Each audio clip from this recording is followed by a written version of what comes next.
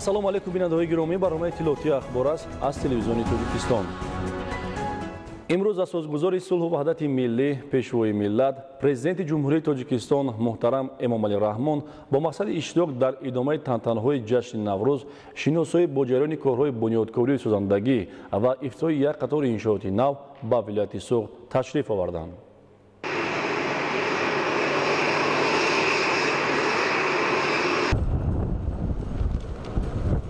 имрӯз асосгузори сулҳу ваҳдати миллӣ, пешвои миллат, президенти ҷумҳурии Тоҷикистон муҳтарам Эмомалӣ Раҳмон бо мақсади иштирок дар идомаи тантанаҳои ҷашни Наврӯз, шиносоӣ бо ҷараёни корҳои бунёдкорию созандагӣ ва ифтитоҳи як қатор иншооти нав ба вилояти Суғд ташриф оварданд.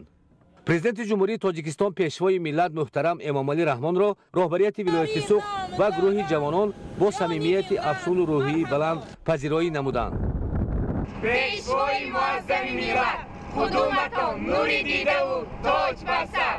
ассалому садсалом, воло гӯҳар, воло мақом. доҳи ин миллати пуробрӯву эҳтиром, аз қадамҳои шумо гулҳои наврӯзӣ шукуф, бар диёри номдорон ҷони миллат марҳабо. ҳамчу исмоили сонӣ зеби даврон марҳабо, бар диёри Суғди бостон шоҳи шоҳон марҳабо.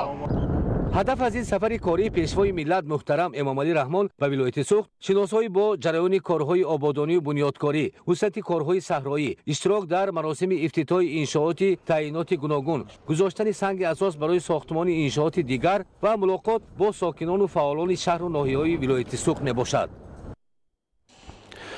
имрӯз асосгузори сулҳу ваҳдати миллӣ, пешвои миллат, президенти ҷумҳурии Тоҷикистон муҳтарам Эмомалӣ Раҳмон дар шаҳри Бӯстони вилояти Суғд нахуст ба фаъолияти корхонаи инноватсионии истеҳсолии полиэтилении ҷамъияти дорои маслиҳати маҳдуди Суғд Политекс оғози расмӣ бахшида, бо раванди истеҳсолот дар ин корхонаи сонатӣ аз наздик шинос шуданд. сохтмони корхона соли 2017 дар доираи дастуру супоришҳои бевоситаи президенти мамлакат муҳтарам Эмомалӣ Раҳмон дар самти рушди соҳаи саноат ба роҳ монда шуда, он дар муддати камтар аз 2 сол бо харҷи беш аз 12 миллион сомонӣ бо сифати баланд сохта ва бо муосиртарин дастгоҳу таҷҳизот таъмин гардидааст. иттилоъ дода шуд, ки дар корхонаи истеҳсолӣ 207 намуди халтаҳои полиэтиленӣ ба роҳ монда шуда, дар як моҳ 20 тонна ашёи хоми бепартов коркард мешавад. ашёи хом барои истеҳсоли халтаҳои полиэтиленӣ дар корхонаи инноватсионии истеҳсолии полиэтилении ҷамъияти дорои маслиҳати маҳдуди Суғд Политекс аз Федератсияи Россия ва ҷумҳуриҳои Қазоқистону Узбекистон ворид карда мешавад.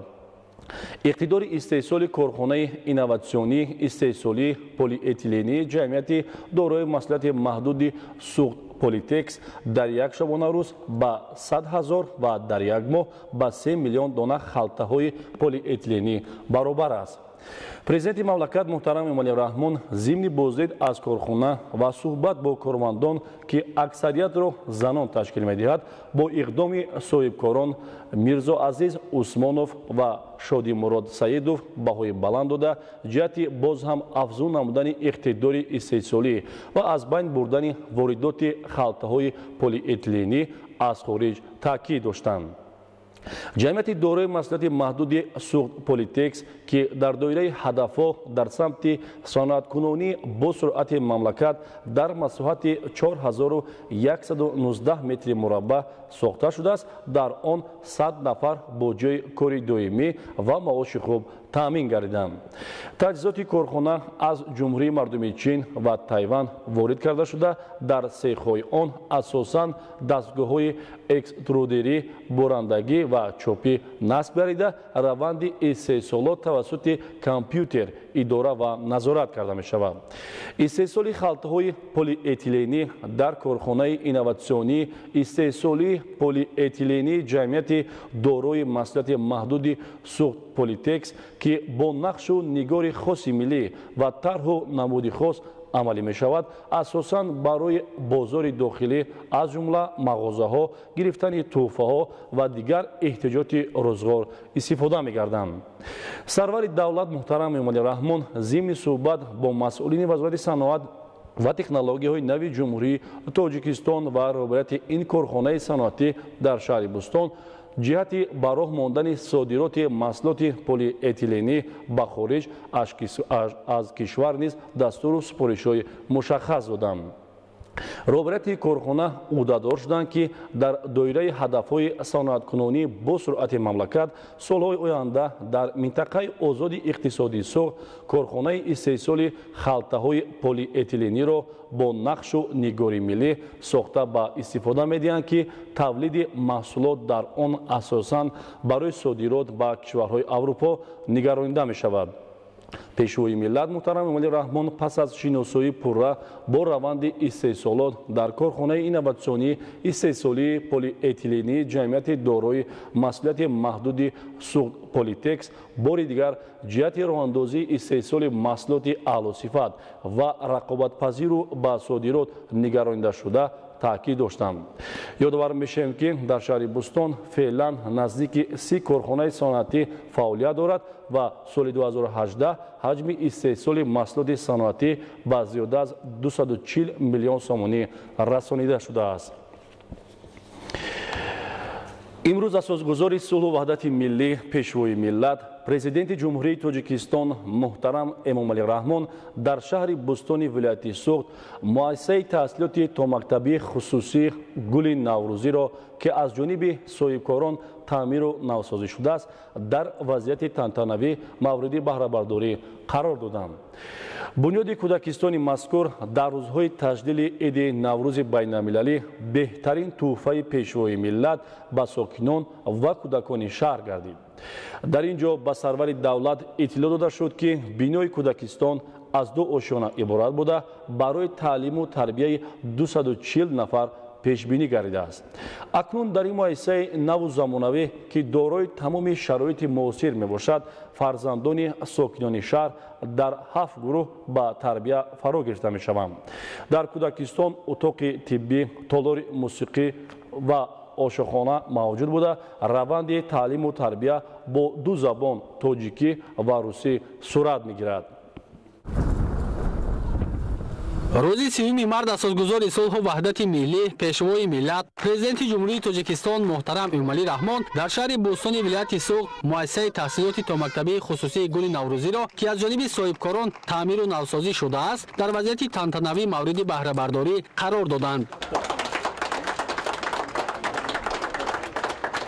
бунёди кӯдакистони мазкур дар рӯзҳои таҷлили иди Наврӯзи байналмилалӣ беҳтарин тӯҳфаи пешвои миллат ба сокинон ва кӯдакони шаҳр гардид. дар ин ҷо ба сарвари давлат иттилоъ дода шуд, ки бинои кӯдакистон аз 2 ошёна иборат буда барои таълиму тарбияи 240 нафар пешбинӣ гардидааст.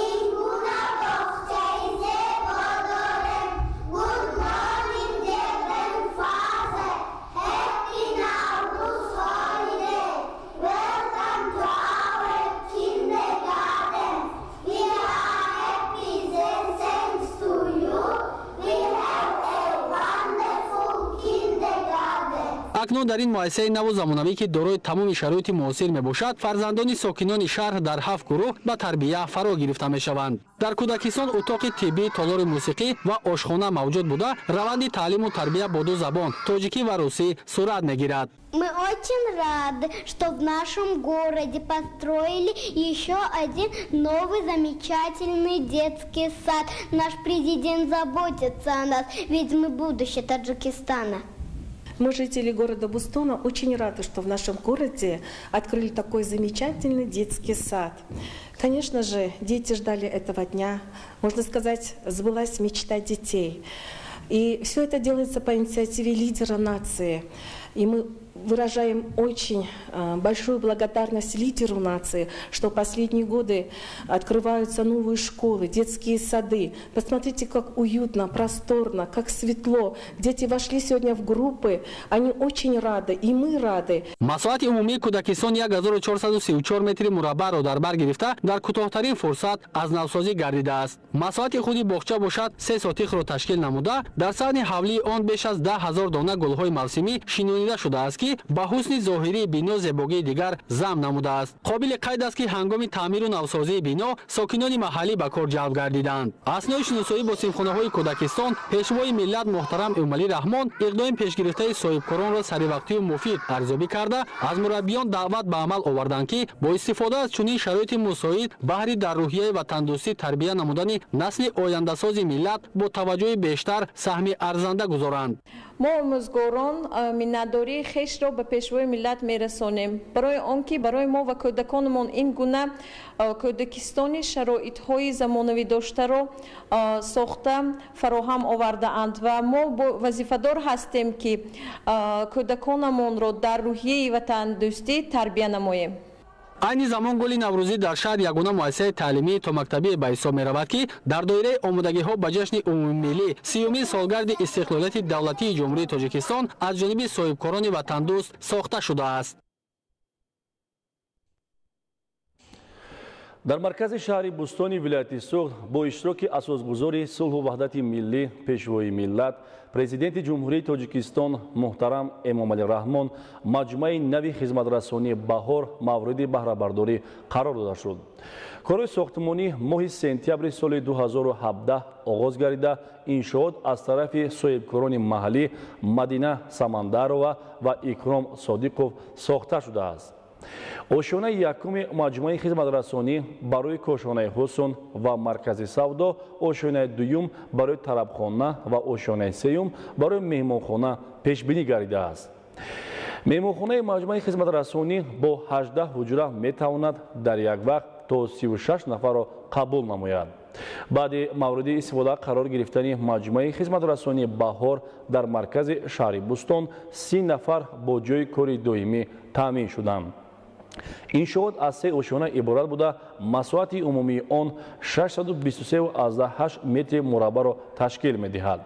маблағи умумӣ барои корҳои сохтмонӣ харҷ шуда зиёда аз 4 миллион сомониро дар бар мегирад. саҳни бино тибқи талаботи меъмориву шаҳрсозӣ зебою назарабо гардонида шудааст. ҳамчунин дар ҳамин ҷо хони наврӯзӣ ороста шуда ба 50 нафар ятимони кӯл аз тарафи пешвои миллат муҳтарам Эмомалӣ Раҳмон армуғони идона тақдим гардид. тӯҳфаҳо аз сару либос, ширинӣ ва маблағи пулӣ иборат буданд.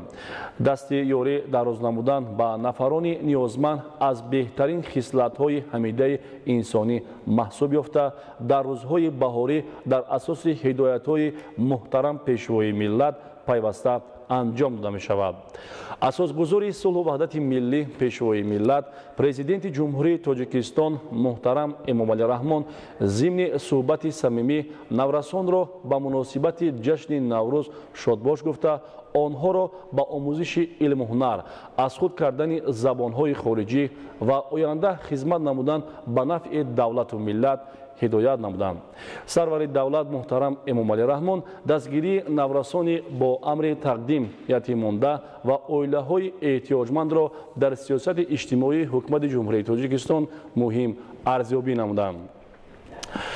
чунин ҳавасмандгардонӣ ки фараҳмандии ин наврасони хуштолеро дар ҷашни Наврӯз афзун намуд, минбаъд низ сурат мегирад.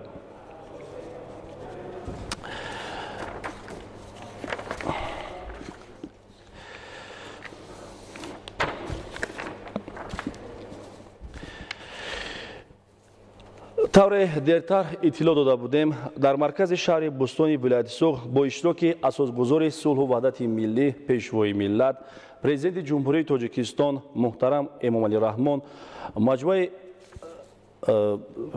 вилояти Суғд бо фаъолияти корхонаи инноватсионии истеҳсолии полиэтилении ҷамъияти дорои масъулияти маҳдуди Суғд Политекс оғози расмӣ бахшиданд. امروز اساسگزار صلح و وحدت ملی پیشوای ملت پرزیدنت جمهوری تاجیکستان محترم امامعلی رحمان در شهر بوستان ولایت سوخت نخست به فعالیت کارخانه اینواتسیونی استیصالی پلی اتیلنی جمعیت دارای مسئولیت محدود سوخت پلیتکس آغاز رسمی بخشیده با روند استیصالات در این کارخانه صنعتی از نزدیک شناس شدند. ساختمان کارخانه سال 2017 در دایره دستور و سپارش‌های به واسطه پرزیدنت مملکت محترم امامعلی رحمان در سمت رشد ساحه صنعت به راه مانده شده، آن در مدت کمتر از 2 سال با خرج بیش از 12 میلیون سومانی با صفت بلند ساخته و با مؤثرترین دستگاه و تجهیزات تامین گردیده است. اطلاع داده شد که در کارخانه استیصال 207 نمود خلطه‌های پلی اتیلنی به راه مانده شده، در یک ماه 20 تن اشیاء خام به پرتاب کارکرد می شود. اشیاء خام برای استیصال خلطه‌های پلی اتیلنی در کارخانه اینواتسیونی استیصالی پلی اتیلنی جمعیتی دارای مسئولیت محدود سوخت پلیتکس از فدراسیون روسیه و جمهوری‌های قزاقستان و ازبکستان وارد کرده می شود. اقتدار استیصالی کارخانه اینواتسیونی استیصالی پلی اتیلنی جمعیتی دارای مسئولیت محدود سوخت پلیتکس در یک شبانه روز به 100,000 و در یک ماه به 3 میلیون دانه خلطه‌های پلی اتیلنی برابر است. کارخانه ما جمعیتی دارای مسئولیتش محدود سوخت پلیتکس که امروز با اشتراک به پیشوای ملت محترم امامعلی رحمان مورد استفاده قرار گرفت. در کارخانه ما اساساً خلطه‌های پلی اتیلنی استیصال می‌شوند. ما این کارخانه را در زمینه هدف‌ها در راه رسیدن به صنعت‌کنانی با صورت مملکت که در پیام سالانه پرزیدنت مملکت همچون هدف 4 ملی اعلان گردید ساخته به استفاده داده ایم. محصولات ما فعلا برای استفاده بازار داخلی پیشنهاد می‌گردد. در آینده نقشه داریم که صادرات خلطه‌های پلی اتیلنی را با نقش نگار ملی و نوشتجات خاص تاجیکی برآورده دهیم. کارمندان ما که بیشترشان زنان محلی میباشند روند کار با دستگاه‌ها را از متخصصان ساحه آموختند و از عهده کار با خوبی میبرآیند. ما تصمیم داریم که با بالا بردن اقتدار استیصالی و افزون نمودن حجم استیصالات شماره کارگران را باز هم بیشتر نماییم. پرزیدنت مملکت محترم امامعلی رحمان ضمن بازدید از کارخانه و صحبت با کارمندان که اکثریت را زنان تشکیل می‌دهند به اقدام صاحبکاران میرزا عزیز عثمانوف و شادی مراد سعیدوف بهای بلند و در جهت باز هم افزون نمودن اقتدار استیصالی و از بین بردن واردات خلطه‌های پلی اتیلنی از خارج تاکید داشتند. جمعیت دارای مسئولیت محدود سوخت پلیتکس که در دایره هدفات در سمت صنعتی کنونی با سرعت مملکت در مساحت 4119 متر مربع ساخته شده است، در آن 100 نفر با جای کار دائمی و معاش خوب تامین گردیدند.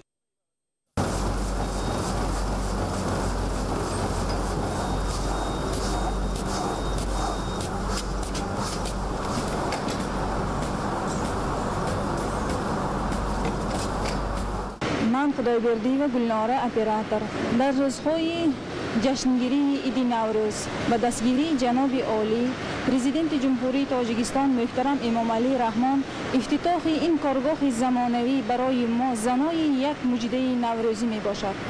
ما صاحب جای کاری دائمی و مزد معاش گردیدیم. من از نام تمام کارمندان کارگاه سوخت پلیتکس به جناب عالی اساسگزار صلح وحدت ملی پرزیدنت تاجیکستان محترم امامعلی رحمان منتداری خش را اظهار می نمایم. من شریفا فخرالدین همچون متخصصی تکنیک حسابچی در این کارخانه بزرگی سوخت پلیتکس کار و فعالیت می نماییم. پیش از به کار آمدن از متخصصان نازکی های این تجهیزات های زمانوی را از خود کردیم. منتداری خود را به پیشوای ملت پرزیدنت جمهوری تاجیکستان محترم امامعلی رحمان میرسانیم که و صاحبکاران امکانیت فراهم آورده است که امروز چنین کارخانه های بزرگ را ساخته و استفاده میدهند و ما با جای کار تامین هستیم و معاش خوب میگیریم. تجهیزات کارخانه از جمهوری مردمی چین و تایوان وارد کرده شده، در سیخ‌های آن اساساً دستگاه‌های اکسترودری، برندگی و چاپی نصب گردیده روند استیصالات توسط کامپیوتر اداره و نظارت کرده می شود. استیصال خلطه‌های پلی اتیلنی در کارخانه اینواتسیونی استیصالی پلی اتیلنی جمعیت دارای مسئولیت محدود سوخت پلیتکس که با نقش نگار خاص ملی و طرح نمود خاص عملی می شود، اساساً برای بازار داخلی از جمله مغازه‌ها گرفتن تحفه‌ها و دیگر احتیاجات روزگار استفاده می گردند. سرور دولت محترم امامعلی رحمان ضمن صحبت با مسئولین وزارت صنعت و تکنولوژی‌های نو جمهوری تاجیکستان و راهبریت این کارخانه صنعتی در شهر بوستان جهت براه ماندن صادرات محصولات پلی اتیلنی به خارج از کشور نیز دستور و سفارش‌های مشخص دادند. راهبریت کارخانه عهدهدار شدند که در دوره هدفهای صنعتی کنونی با سرعت مملکت سالهای آینده در منطقه آزاد اقتصادی سوخت کارخانه استیصال خلطه‌های پلی اتیلنی را با نقش و نگار ملی ساخته به استفاده می‌دهند که تولید محصولات در آن اساساً برای صادرات به کشورهای اروپا نگرانیده می‌شود. این سومین کارخانه است که با اشتراک پیشوای ملت ما گشاده ایم.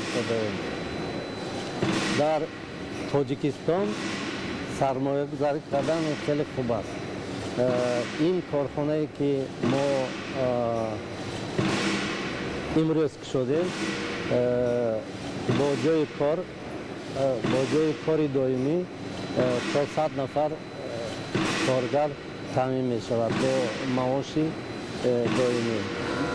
پیشوای ملت بعد از گشادن کودکستان کارخانه های ما که تا 200 نفر کودکان در آنجا تحصیل کرده می توانند، پیشوای ملت به ما دستور دادند که ما بیشتر با کارکرد پخته که اشیاء خام آن در وطن خودمان موجود است مشغول شویم. برای همین ما فکر میکنیم نقشه ها داریم که در منطقه آزاد اقتصادی سوخت یک کارخانه بنا کنیم که در آن بیشتر با کارکردهای کیمیایی و از نخهای پخته کارکرد کنیم که در آن زیاده از 700 نفر جای کار می شود. ما برای پیشرفت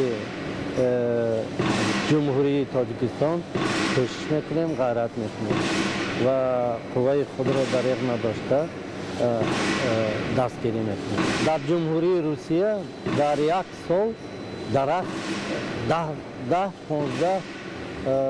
سانتیمتر کلان می شود. لیکن در جمهوری تاجیکستان ما من که مشاهده کردم سفیدار تا 1-1.5 متر دراز می شود. ممکن خطا کنم لیکن این مشاهده من. برای همین ما می خواهیم که بسیارتر درخت شنانیم، از خارجه نمودهای درخت بیاریم، سنجیم که کدام درخت ها تیزتر بلند می شود، همچون اشیای خام استفاده بوده می شود. ما از دستگیری های پیشوای ملت، از دستگیری های حکومت تاجیکستان خیلی قناعتمند هستیم، منتدار هستیم که برای ما اینقدر شرایط ها مهیا کرده ایستاده‌اند. پیشوای ملت محترم امامعلی رحمان پس از شناسایی پوره با روند استیصالات در کارخانه اینواتسیونی استیصالی پلی اتیلنی جمعیتی دارای مسئولیت محدود سوخت پلیتکس بار دیگر جهت راهاندازی استیصال محصولات اعلی صفت و رقابت پذیر با صادرات نگرانیده شده تاکید داشتند. یادآور میشویم که در شهر بوستان فعلا نزدیک 30 کارخانه صنعتی فعالیت دارد و سال 2018 حجم استیصال محصولات صنعتی به زیاده از 240 میلیون سومانی رسانیده شده است. سفر کاری اساسگذاری صلح و وحدت ملی پیشوای ملت پرزیدنت جمهوری تاجیکستان محترم امامعلی رحمان در شهر ناحیه‌های ولایت سوغد ادامه دارد. از جریان سفر در نشرهای منبع اخبار با طور مفصل به شما اطلاع خواهیم داد. بینندگان گرامی، این بود برنامه اطلاعاتی اخبار. خانواد و سربلند بمانید.